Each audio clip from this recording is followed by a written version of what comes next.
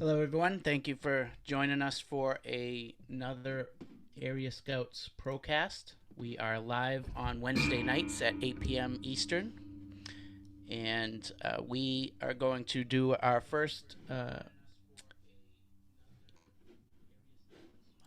on a second. Got two things going.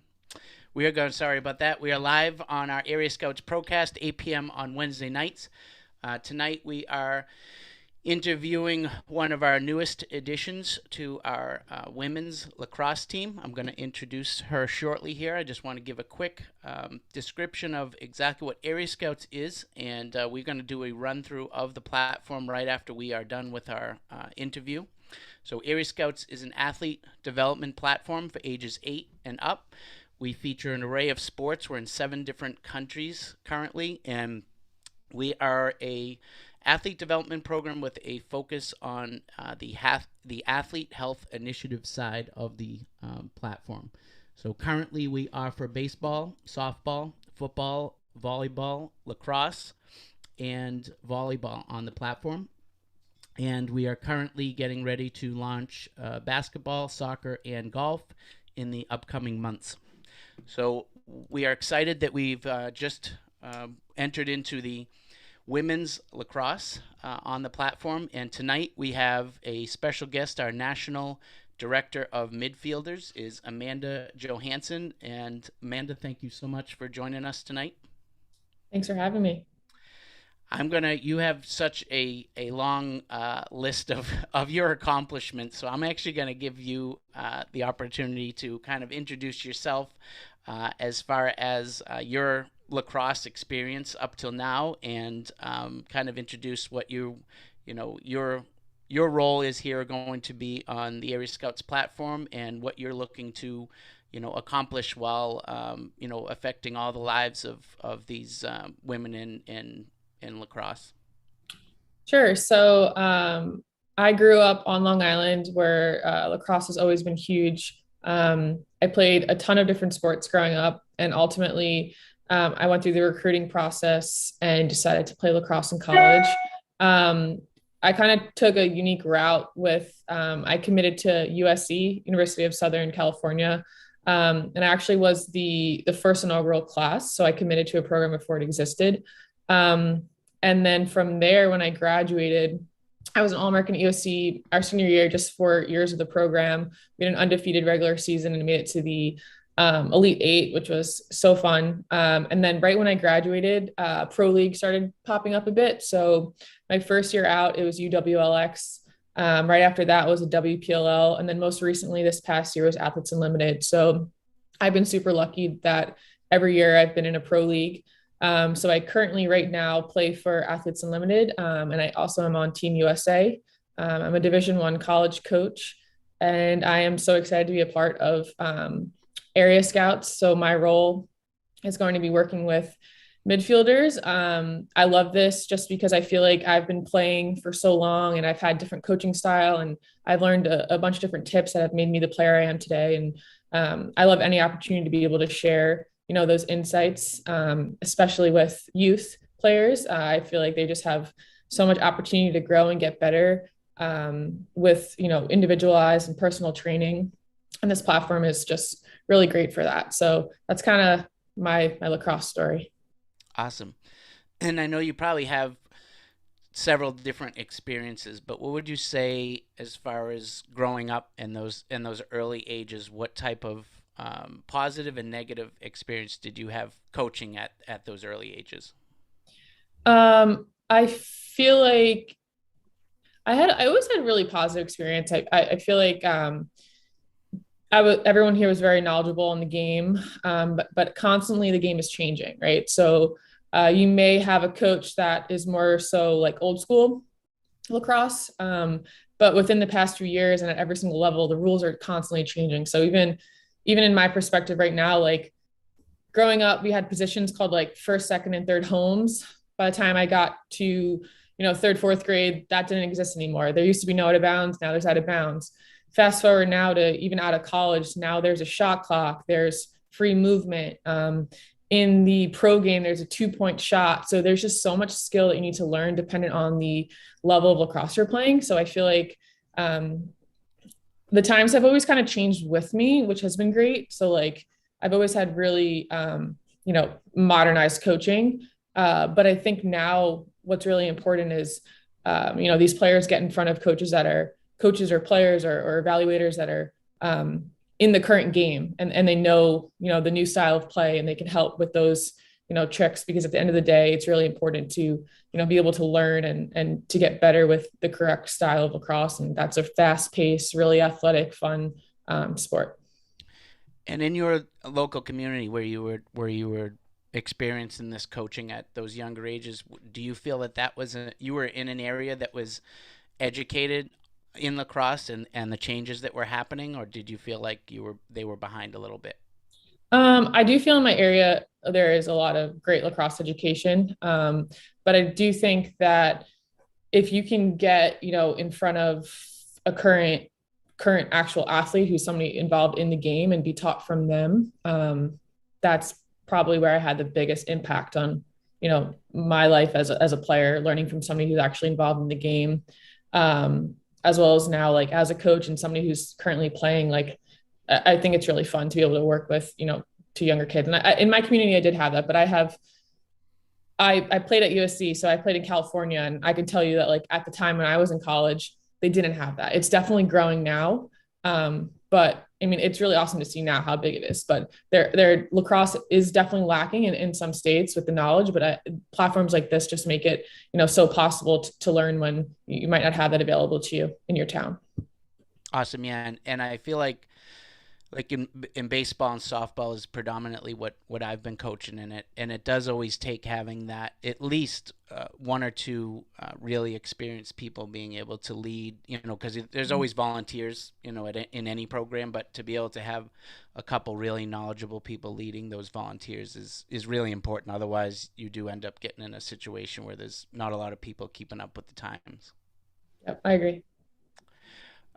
So were you in other sports when you were playing, or was that predominantly just lacrosse when you were younger? No, I was really big. I was a soccer player and a basketball player throughout high school. I wasn't sure what I wanted to play in college. I just loved all sports. And then when I was younger, I really did everything my brother did as well. So I played baseball probably for way too long. I kind of tried softball a bit, but I loved baseball, as well as I played hockey. Really, just anything that I could do to be outside or to be on a court and run. Now, was there another sport that was it clearly were you clearly the best at lacrosse, or was there another sport that you had to kind of make that decision of which way you wanted to go? It's pretty funny. So like when I was younger, I was like really big into soccer. So like everything that I look back, like notebooks or pictures or whatever I drew when I was younger, I was like, I want to be on Team USA for soccer. And then throughout high school is when I started to get really good at basketball. And that kind of became more of a prime sport. But lacrosse was that one like kind of constant that I really enjoyed, because I felt like there was not really a plateau for me. Because it was really easy for me to pick up, just because like if you are an athlete and you could run, it was great. But I felt like stick tricks and advancing with different things that you can do. And I just felt like I was just constantly learning and getting better and better and better at this sport. Where the other ones, it was kind of like, I felt like I was kind of getting to my peak, if that makes any sense. Hmm. For lacrosse, I just still felt like really excited to learn more. I almost felt like I was raw as a lacrosse player in high school. And I wanted to go to college to get better, because I felt like I could just be taught so much and experience so much of that sport. Where my other sports, I was like, all right, I've been playing these for a really long time. Like, I'm not really sure what I'm going to be doing with it. Right. And is that kind of why you chose to pursue lacrosse at the higher levels? That also with lacrosse is really great. And it's a lot of other sports are like this as well. But the schools that I could play D1 lacrosse at were really high, great academic schools. And that was really important to me, academics. And just like looking at my list of schools with my sport where I would probably fit as a player and as a student, my best opportunity would be pursuing lacrosse. Excellent. And so you played for USC, and what was your recollection of your recruiting process, and how did you ultimately decide to commit to there? So when I was playing, the times have changed a bit with when you can be contacted or when you can contact coaches and things like that. When I was playing, we were at like that in between year where there was the new rule where like you can start talking your sophomore year of September 1. Now it's your junior year of September 1. But before me, some eighth graders are even committing. So lacrosse has always been wild in the recruiting process. But my year, your sophomore year, you can start talking to them. But there were ways to kind of legally contact them through other coaches. So when I was in ninth grade, I was talking to a ton of really great D1 lacrosse programs through my high school coach. And then when I can actually start having one-on-one combos after sophomore year is when I started to narrow down my list. But for me, the interesting thing was that I was really, really great my freshman year. I had an awesome showing in club and in school. Then I broke my ankle. So I missed the whole summer of recruiting going into my year that I can actually talk to the coaches. So everyone who I thought, all right, mutual interest, this is going to be great. All of a sudden, September 1st came my sophomore year. And it was like, I heard from a ton of schools, but it was like my dream schools were just like not emailing me or reaching out. But, I was seen during my basketball season. And then I came back and started playing lacrosse and healed and was totally fine. And everything ended up working out for me, but I had a little bit of scare there for a bit. But anyway, through that, I was actually about to commit to a school. And my coach called me up, my club coach called me up and was like, wait, I just heard that USC just announced they were going to have a program. Before you commit, like just stay open for a little longer. So when they name the coaches, you can go visit and kind of just go through the process with them. And weirdly enough, I always loved USC. My dad and I used to watch, the football team. And I always said like, oh, I wish they had a lacrosse program, but they didn't. I also hate the cold. So I was like, this is a perfect opportunity for me. So right when they named the coach, I went out there, I went on a visit, I saw the facilities and I was just like in awe. So I came home and the next day I decided to commit there. People were a little bit surprised, I think, because one, I think everyone thought I was like a homebody, being from Long Island, being really close to my family, committing my sophomore year all the way across the country. And two, as somebody that was seen as like a kind of a bigger recruit, why are you committing to a non-existing program, or why are you committing to start a program? But I really just wanted to build a platform to be a part of something bigger. And I thought it was a great opportunity to do so. So that's what I decided. So now how did that first transition work? Was it rough being there for that initial program? I had to like definitely get myself ready for it just because I'm very competitive. I want to win. I could have gone to programs that like you almost were guaranteed to be in a Final Four or in the running for a national championship. So in my head, I was like, this is going to be a process. Like, it'll work out in the end, but you're committing to the whole process. You're not just committing to, getting there and things being perfect. So thankfully, like I went in there with, a clear head with that. But what was so cool is that from day one, our coaches basically were like, we're going to win a national championship. We're going to get there and it's going to happen before you guys graduate. So like in our minds, we were training as if we were like a top program, but we hadn't even played one game yet in the history of the program. So that was cool. It was definitely hard. You had to grow up fast. We had like one day to be a freshman. They basically told us like, you have one day to be a freshman starting tomorrow. You're the leaders, you're the upperclassmen of this team. It was interesting, but it was awesome. I definitely got a lot better faster. I learned a ton, and I think it made it super worth it when, we were ranked in the top 5 by the 4th year of the program. I was like, wow, so happy about that. And do you feel like you and maybe a couple other women kind of took a lead role right away, like a leadership role?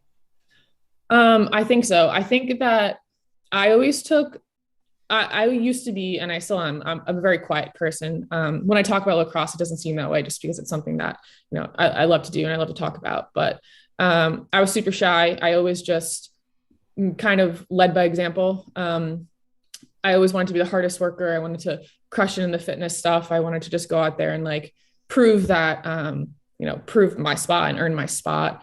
but I wasn't very vocal, and not having the experience of being on a college team before, like you need vocal leaders. You need people to, kind of be tough on you, but more so just take out the best of you. And all of us are there as freshmen, and we're all just like silent, but working hard. And that was, I think, the tough part, is like actually developing captains and leaders and vocal leaders for the team. And nobody wanted to step on each other's toes. It wasn't like any sort of age thing where normally if you would have, gotten on the team, you automatically had somebody older than you that might be a leader. So I think for me, that was probably the hardest part, but it was what I needed. I had to get out of my shell real quick. The coaches were like, great, you lead by example, but you're not saying anything. Like they made me start to speak more. And then by my second year, I definitely developed into, that leader captain role. But I did have other teammates that I think developed more vocally before I did. So that was great as well. Nice.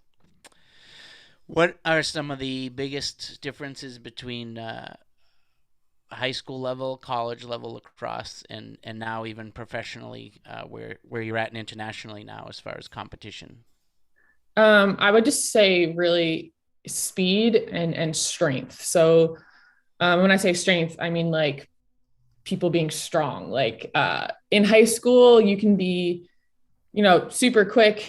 But if, you can just get away with things with speed, I think sometimes, right? So in high school, if you had great stick work and you were fast, you were good. When you get to college, everyone's fast and everyone has stick work. So then, and everyone's lifting, and now you have people who are stronger. So if you weren't strong, then that would hurt as well, because you'd get pushed out if you were trying to attack. You kind of would get tossed around, and that only excelled, post college. People only got faster, stronger, and better stick work. So you just have to constantly keep up with the little things. So if you were somebody that was fast, but there are people out there faster, you had to develop some other part of your game that was going to, allow you to compete with and beat out these other players. I've experienced things for that personally. But I feel like the game, it gets faster and people get stronger. The rules are a bit different. Like I said earlier, the pro league, it's smaller size field, a 60-second shot clock. There's 2-point goals. And internationally, we don't have a shot clock yet, where there is a vote soon. Hopefully that will get passed, but teams can stall on us. So we have to pressure out. The fields are bigger. There's crease rules. In high school, defenders can't even go into the crease, which is a whole big different part of the game. So lacrosse is unique with like every level. It's actually almost like a different sport, which hopefully in the future they're going to, make that kind of just all the same throughout. But then they just also implemented sixes, which is going to be our Olympic style of the sport. So you have a 6v6 on a small field in the Olympics. And then you have 9v9, 11v11. It's just all different everywhere. But if I had to just pick factors of the game that made it different, it would be speed and strength. And was it one of those attributes of yours or a skill set of yours that you kind of second guessed when you got there, thinking I have to, I thought I was going to be one of the top here, but this is, there are other girls here that are quicker and better stick work. Was it something you had to kind of really focus on to increase your own level, that you thought you were at that time one of the best? Yeah. So for sure, like I would say, I'm an athlete, and it was always like when I was playing lacrosse, they're like, oh, she's an athlete. Like she's a basketball player playing lacrosse, or she's a soccer player playing lacrosse. And I was able to get away with that. I'm tall, I'm strong, I'm fast. So when I got to the college level, and I only went to my right hand, like I didn't have to go to my left. Like I was able to do everything how I wanted to do it. When I got to college, I got away with that my freshman year. But then on scouting reports, 100% teams were like, will not use her left hand, force her to her left. So I had to develop a left hand. Super late in the game, middle of college, developing a left hand. I was lucky enough to get away with it for that long. But now, like the first thing I harp on when I teach younger kids is like left and right. You need to have both hands. You need to be able to go both ways. And then for me, when I graduated, when I started doing some stuff with Team USA in the pro leagues, you have these players who are really tricky players. So like they're doing behind the backs, around the world, everything like that. I never in my life did a trick shot. Like I was just like, I'm going to outrun you, use my strength, do everything simple. I scored lots of goals, but nothing was fancy. Like I wasn't getting any highlights and anything. It was just I did my job and I was scrappy, and that's how I played.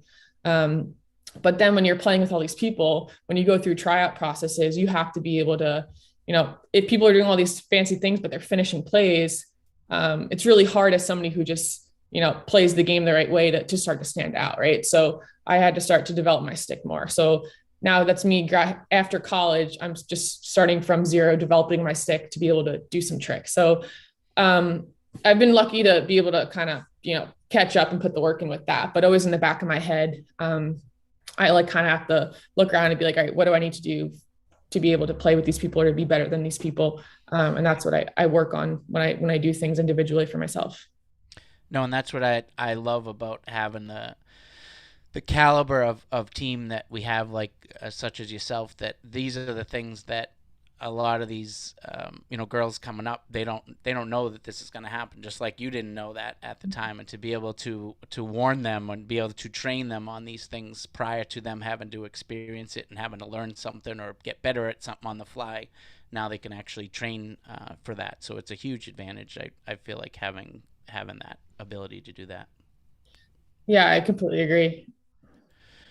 So with as many, so Area Scouts currently now has 6 Athletes Unlimited directors on board, which I'm extremely grateful for. I think Athletes Unlimited is the best thing that's probably ever happened to Area Scouts on top of women in sports. Just having that another level and having women to be able to think past just college and to be able to do what they love professionally. What can you talk about your experiences there? We've heard nothing but positive from everyone else, and would love to hear your point of view and what you feel it means for women's professional athletes in general. Yeah, of course. So Athlete Unlimited was absolutely amazing. Like I said, I'm coming off of we had the inaugural season this summer.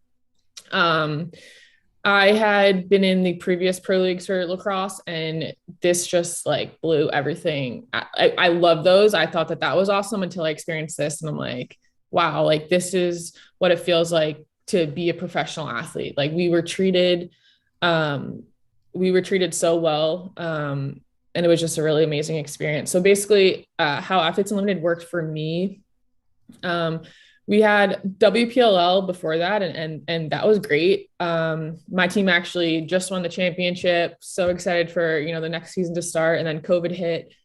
We found out that our season was canceled. So that whole year we were kind of like in the unknown because it was canceled. But we kind of heard rumors the league was folding, and I was like, oh, this is the end of pro lacrosse, and kind of tried to figure out what I was going to do with my life. And then we heard that this company, Athletes Unlimited, was going to start women's lacrosse, and we had heard about softball and their early Zoom calls before it even existed, and I was on a few of those. And it just seemed great, but I still feel like everybody who went into this bubble, it's because it was like kind of COVID, kind of not. So we were in like a semi bubble. We still didn't really know what we were getting ourselves into until we were actually there. So for us, it was 5 weeks. We were in Maryland. We stayed at a hotel. We were provided a hotel with a full kitchen, anything you needed. If you had kids, they can come with you. If you had a dog, I had my dog there with me the whole time. It was great. And you played games on Friday, Saturday, and Sunday. And then you'd have a draft on a Monday night. So every week you were getting drafted to a new team. You had different captains that were drafting, and everything was based off of your performance. Your performance would give you points. Points would give you rankings. At the end of the season, rankings would basically turn into money. So not only was it great because it was a huge step forward for us as women's lacrosse players, financially in our sport, but also just the show that we were able to put on and the fans that came to the games. We got to actually work with a ton of youth lacrosse players, and they were able to see the game at our level on TV or in person. And I think it was just so huge to grow the sport. And it was so fun to be a part of. Oh, awesome. And so you are currently an assistant coach at Hofstra. what drew you to coaching, and is it something that you are planning on pursuing for the future? So at USC, I was a business major with a sports media minor, and I all 4 years did internships over summer. Like I was going into sports marketing, like that's what I wanted to do. Right when I graduated, I was not yet done with lacrosse, so I did the pro league, and I started working for an awesome company. I was like, I love this job, and then I got called up from my pro league coach, who was like, do you want to be our grad assistant? Just it's great time to just, try coaching. If you don't like it, you get a free grad degree and you can go step out and go back into, what I called the real world. So it was a really unique move. Like I'm in New York City, had a great job, and I just left it to go be a grad assistant. I got my sports management master's degree at Mount St. Mary's, and I coached with Lauren Schwartzman, and I loved it. She was such a great, first boss to have in the sport. She taught me a lot. I loved it. And I decided to, and then I got an offer to go coach at USC after that. And I was like, yes, of course, like favorite school ever. It's going to be warm, living in California. My sister was on the team. So I went there. Was so happy there. I loved it. But then I got an opportunity at Hofstra, which for me, it's really cool because it's 10 minutes from where I grew up. So I also could coach there and get another master's degree. It was just had a lot of things that I was like, okay, this is like just really would be really perfect for me. So then I moved back home for a little bit while I coached at Hofstra. I stayed with my parents, 10-minute commute. It was great. And now, 4 years later, I'm an associate head coach there. I still love it. I work with the club program that I grew up playing with. And I have a house in a town that I was like my favorite town growing up. So everything really worked out. It was really great the way everything worked out for me. But that's kind of like what brought me to Hofstra, and then what kept me staying involved in coaching and in the game is just, I think it's just my love for playing, honestly. So it's difficult sometimes. Honestly, it's difficult to coach because I just want to get out there in the field and be like, right, this is what I want you guys to do. So I have to like take a step back at times. And I really just love being able to like influence, the younger generation, or being able to help people outside of the sport or in the sport and go out there and do individuals. I like the one-on-one lessons, little things I see, having little conversations on the field.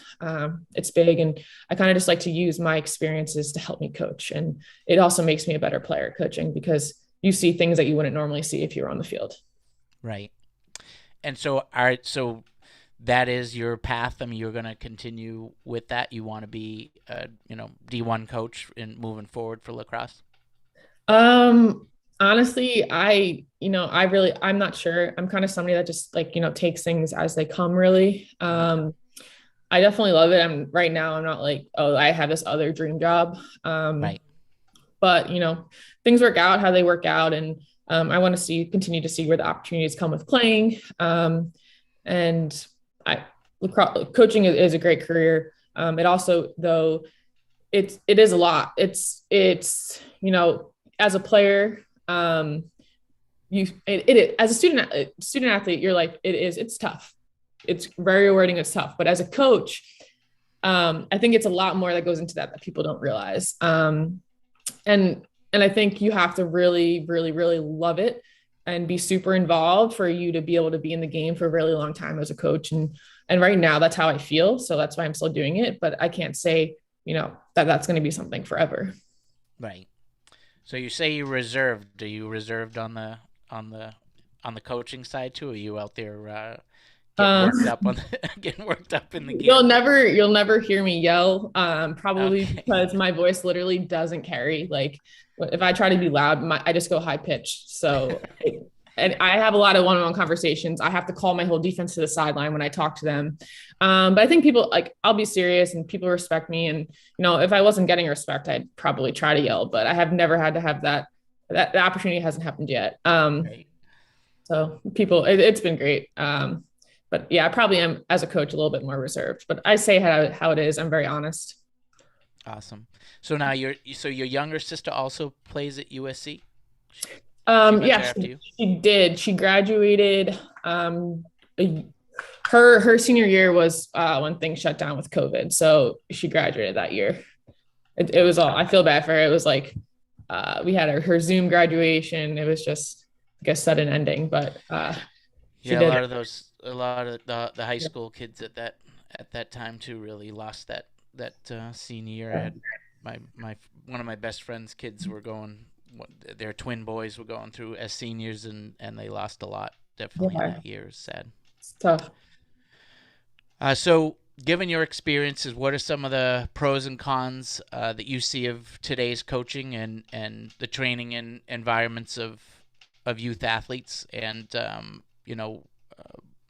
where do you see the benefits of area scouts in relation to that, and as far as pro instruction and the affordability and that sort of thing? Yeah, so I think the first thing that comes to mind is that anybody can want to improve in a sport, right?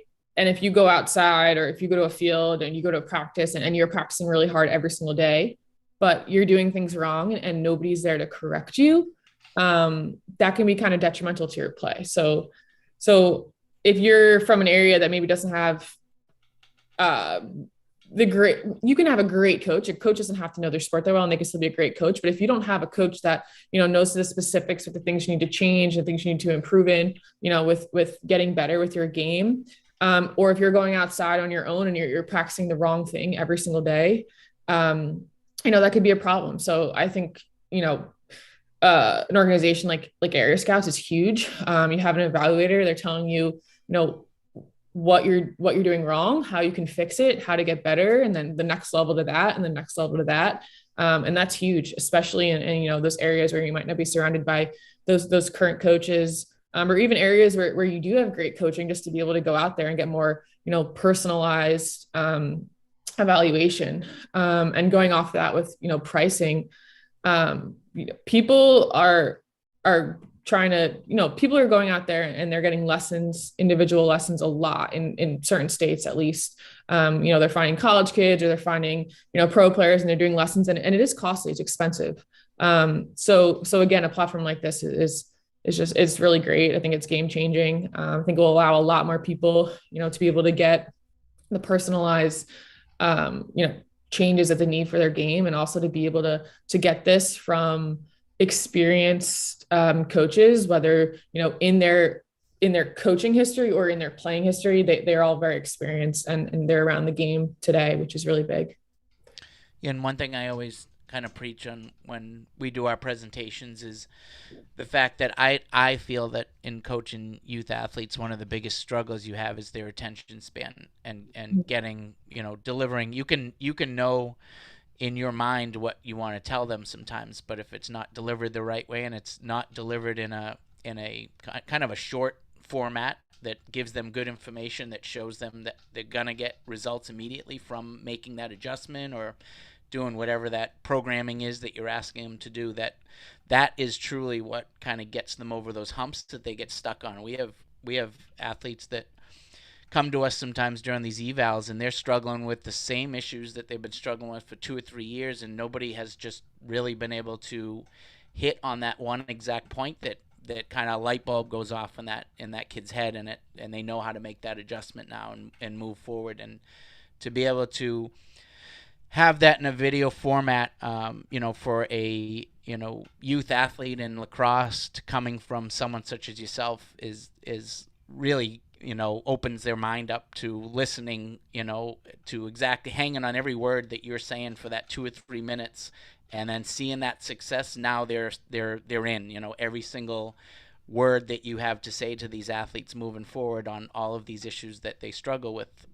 They're sold, and they want to put in the time and effort and watch and train and continue to improve rather than getting frustrated, which we see a lot of times with these kids. So I love that, we have, again, a women's lacrosse team with, all the background that you all have as directors. I think it's going to be phenomenal for that whole, for the whole sport. I really do. And final question. What is your most, I'm sure you have a few, so if you want to list two or three, you're more than welcome. But what is your most memorable moment in lacrosse and why? I would say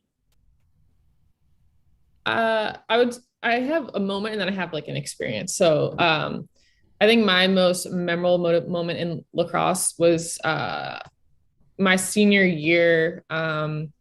We beat Northwestern, and just giving like a little bit of a background on that. So like my freshman year, Northwestern was they had won the championship the year before, and they've won like 7 or 8 national championships. Like they were like the top dog at the time.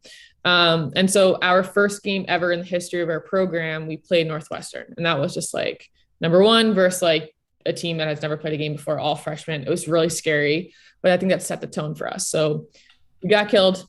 It was fine. We grew from that. But then we played them again the second year, and the game got a little bit closer. Then we played them again our third year, and we were up 7-0. We ended up somehow losing. And then senior year, we beat them at their home field. And I felt like that was just like the switch that flipped. That was like, okay, like we've made it. Like we've established ourselves, all the work that we've put in to grow the program for the future, kind of right there. Like that was just huge. That game was so fun. So that was a huge moment for me personally. I'm not sure if that was for anybody else on the team, because it was just like in my head, like this is where I want to be by our fourth year. And then I would think kind of going, I'll take a little different spin for me. Really memorable experience is just been my experience with Team USA. I had been called up like multiple times, and every time I would be called up, I would be cut. So I'd get called up. I wouldn't really play much, called up, called up, cut. And then all of a sudden, and then I'd have a really good pro season, called up again, and that kept happening. And I started to get a little bit frustrated. I'm like, why am I getting called up if like I know I'm just going to get cut? And then the past 3 years, I think I just figured it out. I've learned what they want, how to train for it. I've worked really hard. I've changed my mindset. And I had somebody was injured. And it's an unfortunate part of the sport, but it's how it works. Like somebody was injured. I got my one opportunity. I took that opportunity and I played super well. And then ever since then, I've been a part of the team. I'm now on the 27 roster, and they're about to cut it down to 20 for the World Cup this summer. So gotten super far with that. And that's been great for me. That's just that whole experience has been pretty memorable. Just, it kind of just gives me perspective again of like where I started and where I am now. Yeah, no, that's awesome. All right. I have a couple of questions from the audience. We have time for about 3 of them. So first is Sarah out of Wisconsin. Did anyone help you with your recruiting process? Do you have any tips for a 16-year-old midfielder getting ready to enter the recruiting process herself? Yes. So again, things have been a little different now than my experience, but it's really important to really put yourself out there, right? So if you have any film, make sure you're sending that to coaches. If you have opportunities to play, if you have a list of say 20 schools, and if you have top schools that you're really interested in, try to get to their camps. If you can't get to their camps, try to get them film. Really do whatever you can to be able to expose your play, right? So if also when you things can get costly, so maybe try to find a play day or some sort of camp that has numerous coaches that you might like to go there. It's just really important to get yourself out in front of them. But I would say things that you could do now is send emails. So let them know who you are, what team you play on, your club program, your high school, what makes you stand out, why they should recruit you, why you like their school. It's really important to get ahead of the game with that. And then when the time comes where they can communicate back with you, you'll see if they have mutual interests. And everyone has their own timeline. So don't get so worried if come September 1, you aren't getting a million emails back. You still have fall, you still have that year. Just because September 1 is when people can talk to you, you have to remember that's when the process starts. It's not when it ends. Like I even mentioned earlier, I had a unique experience with recruiting. Everyone kind of goes about it their own way, but definitely start emailing. If you have film, get some film, or just try to get out there and play in front of the coaches. Excellent. Kim from Florida, loved watching you with Athletes Unlimited. Question about that league. I know Athletes Unlimited has a draft. I don't get that. Hold on. Oh, okay. Is it tough to learn your teammates each week? And would you rather it, if you had the choice, be regular teams, or do you like the draft format? Um, I wasn't sure how I was going to feel about it. I feel like you can think about it from different perspectives. So like going in, I know in the back of everyone's mind, they're like, okay, we're all getting publicly drafted, which has never happened before. Like, what if we were last pick? Or like what, like you're all sitting on a Zoom and like when people get picked, they just disappear, right? So people are like, oh, this is going to be awkward. But then like you have to think about it in perspective, like you're a professional women's lacrosse league, like this is how it works. Like things aren't always like super easy and it doesn't just happen where everything's fun and it's perfect. Like there's going to be some hard times, but you have to remember like you're here, you're in a pro league. Who cares if you're picked last? Like work through that. But then I think on the reverse side of that, like that's why it also makes it great to have a redraft every Monday. What if you were picked last and then you killed it that weekend and all of a sudden you moved up like, 20 spots when you were drafted? I also think it's just really fun to play with a bunch of different people every week. Unfortunately, I came into the league. I came in with an injury, so I didn't start becoming a player until week 3, but I was able to be their version of like a coach. So I was like part of it the whole time. But I was just like so excited to be a part of that and to see who wanted me on their team and to start to, build, a teammate relationship and learn how other people like to play. These people you watched play, whether they were in college, when you were in college, or as a coach, you scouted them or you play with them on Team USA. It was really cool to be able to switch your teams every week. Did you happen to have any USC teammates with you in the league? I didn't have any teammates with me in the league, but there was a USC alum that I just missed playing with. She was a racing grad. I'm sure even with the redraft, there must be certain weeks where you must be thinking, oh, I wish I was playing with her every week because she just happens to read you on the field better than other teammates that you're playing with. Yeah, Probably but makes you play a little better sometimes. you see like there'll be trends. So like you'll see like the first few picks, it's like people pick that person that they mesh really well with on the field. And it's cool how it all ends up working out. Like a lot of times, yeah, the teams change, but kind of the core, if your team did well, they're going to try to keep those same core players. Yeah. No, there's got to be some skill to actually drafting your team too in that. Yeah, 100%. Yeah. Specifically because you need to have a certain amount of each position. Yeah. And lastly, is Athletes Unlimited currently doing any programs with youth sports and youth lacrosse themselves? Right now, no, but starting soon, there's going to be different tryouts in states for the Futures program. And then you do those Futures tryouts. And if you make it, you end up going to the big Futures like camp, clinic, play during our league. So we'll be at a field close to wherever we're staying, and then we go over there and get to work with you. So that's during our season. But I think you can just check out the website and look up Futures programs and see where the closest tryout location would be to you. All right, perfect. Well, thank you so much, Amanda. I really appreciate you coming on tonight. Appreciate your time, and really excited to have you on board. And looking forward to seeing you change women's lacrosse here on the platform. Yeah, thank you so much for having me. It was fun. Thank you. Thank you, Amanda. Really enjoyed all that. I love lacrosse. All right. Thank you. Good night. Well, thank you. All right, Anthony. I'm going to let you take over for base, Anthony, since we have 15 minutes here, and then I'm going to get some. We're going to open the Q&A up for Anthony. Anthony's going to go through the base movement assessment, which is the foundation of the Area Scouts platform, and then we'll open up a quick Q&A to that, and then we'll give you all the information anyone needs to hop on board and fill out a free profile and join the Area Scouts platform. So I'm going to give you the stage, Anthony. I'm going to let you share the screen. I don't have anything to share on the screen. Okay, that's fine. So my name's Anthony Anzillo. I'm a physical therapist. I'm our National Director of Sports Medicine and Performance. So at Area Scouts, our mission is to help every athlete that works with us reach their full potential. So they can be successful in the field in their careers and hopefully make it as far as Amanda.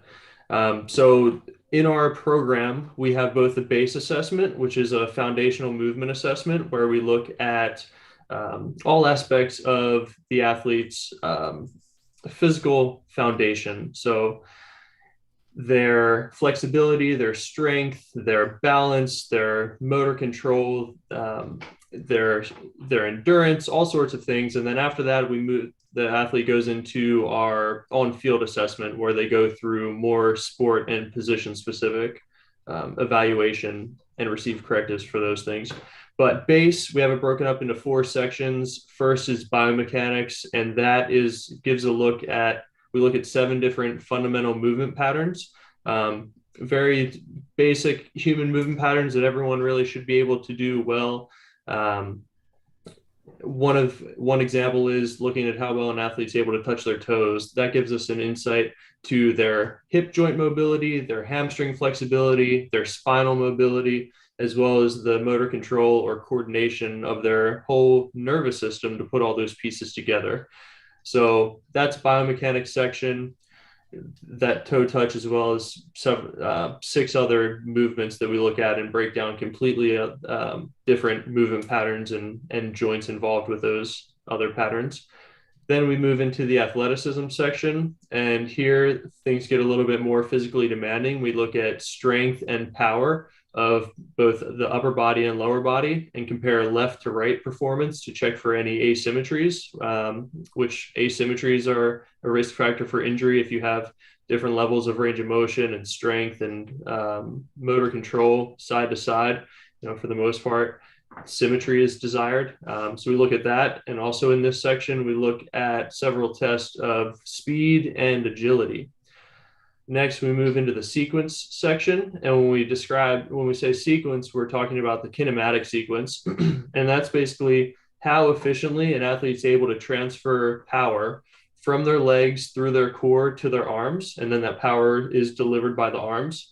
So if you envision a pitcher or a hitter or a golfer, a hockey player, or a lacrosse player, really to generate a fast bat speed or ball speed, that power is typically generated first in the legs and then transferred through the core and then delivered by the arms. And that's how that maximum speed is generated. So we have tests that look at the athlete's ability to develop total power output like that in a few different directions. And then finally, we move into the endurance section. And here we look at both endurance of the core muscles and endurance of the cardiovascular system.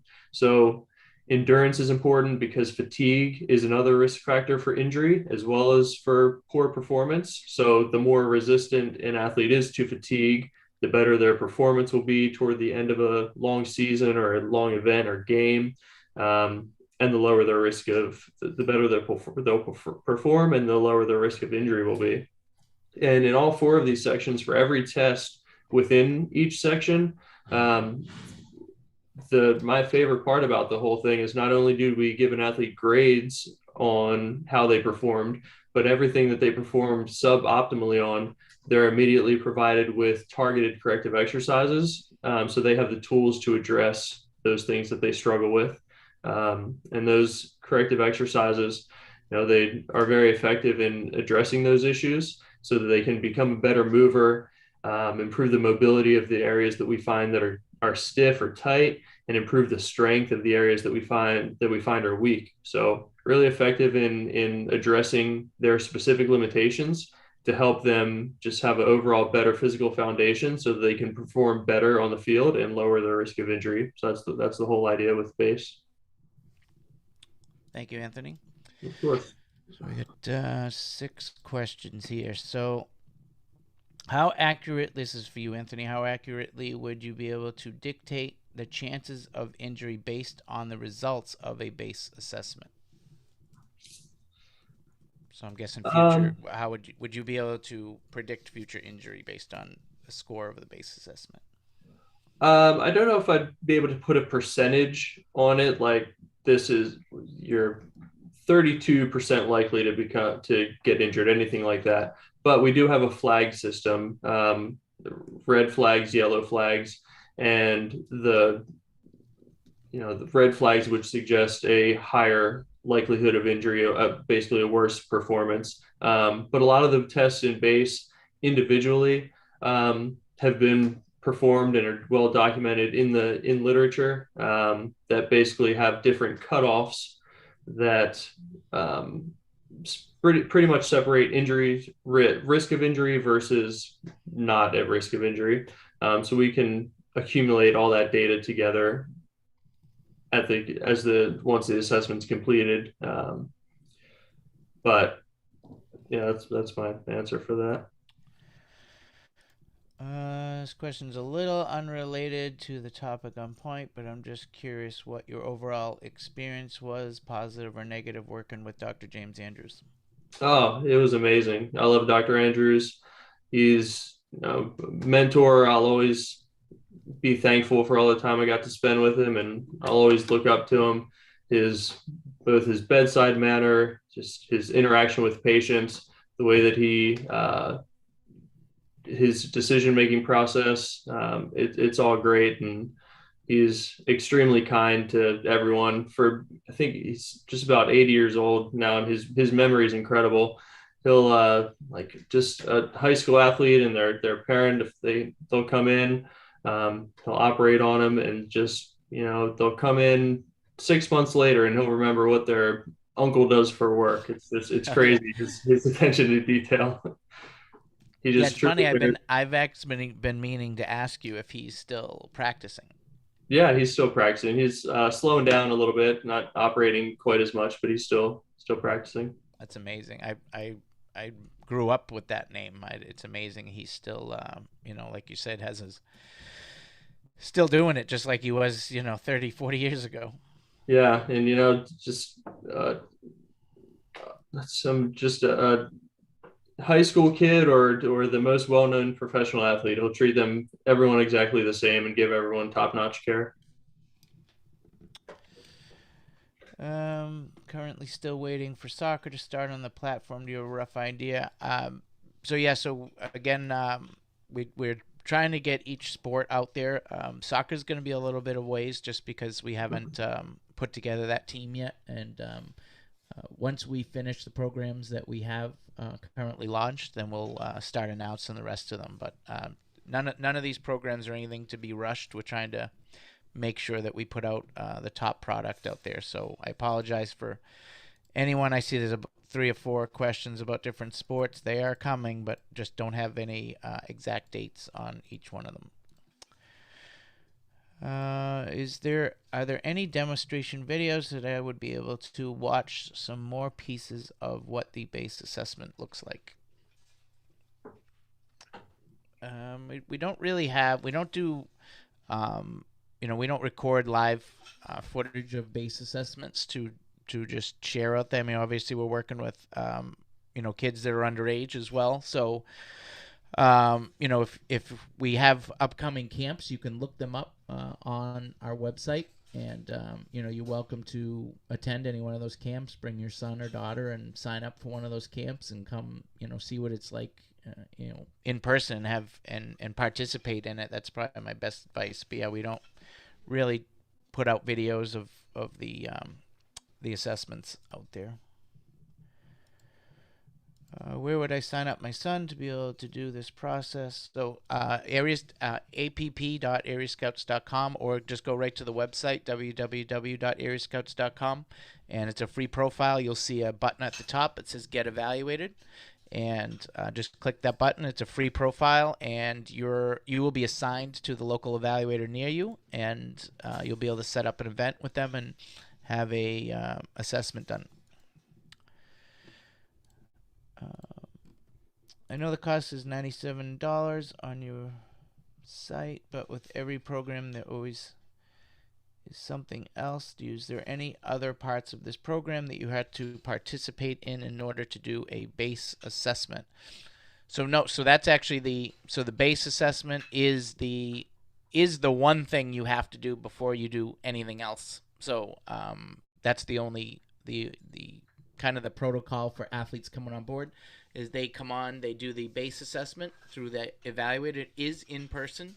And then once they do that, then they can sign up for a performance assessment or do it at the same time. But we do require that every athlete does go through the base assessment just to make sure we're doing it in the proper order of these athletes coming on board.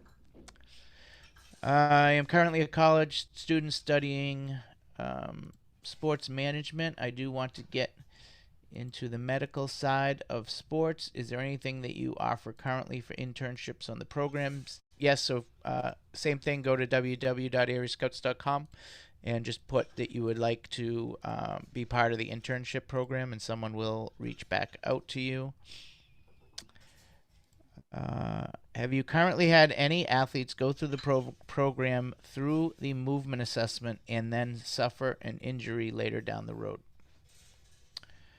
Not that I know of, right, Anthony? We haven't had any. Not that I know of. But Anthony, you can maybe make a point on that we're not gonna prevent every injury out there. I think that's important to note. Yeah, absolutely. There's inherent risks in playing sports, and injury is one of them. And we can do our best to screen for the major risk factors for injury and then provide the tools to reduce that risk. But it's all about risk reduction. We'll never be able to completely eliminate any risk of injury. Do you currently base your scoring system on the individual athlete, or do you have other stats that base those scores amongst the peers, and that is how you do the scoring system? Yeah, so most of the tests, biomechanics, there's a 0 to 3 scoring system that they're just compared with that standard. Through the rest of the sections, since we would expect a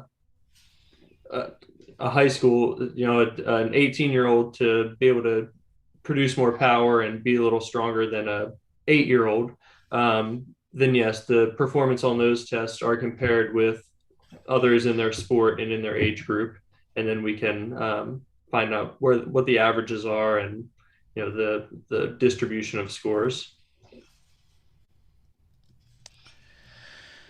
I know this is a relatively new program, but based on what you've seen so far, how much do you think that future recruiters and scouts will lean on some of these numbers that you are producing through these assessments? That's a great question. Anthony, yeah, hopefully a lot. I think it's great information. I can't speak for what exactly the scouts are looking at and if they will, but I think it'd be valuable to them.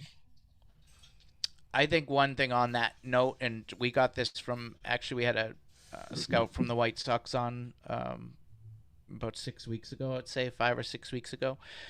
And one thing that he noted was the fact that all these kids now are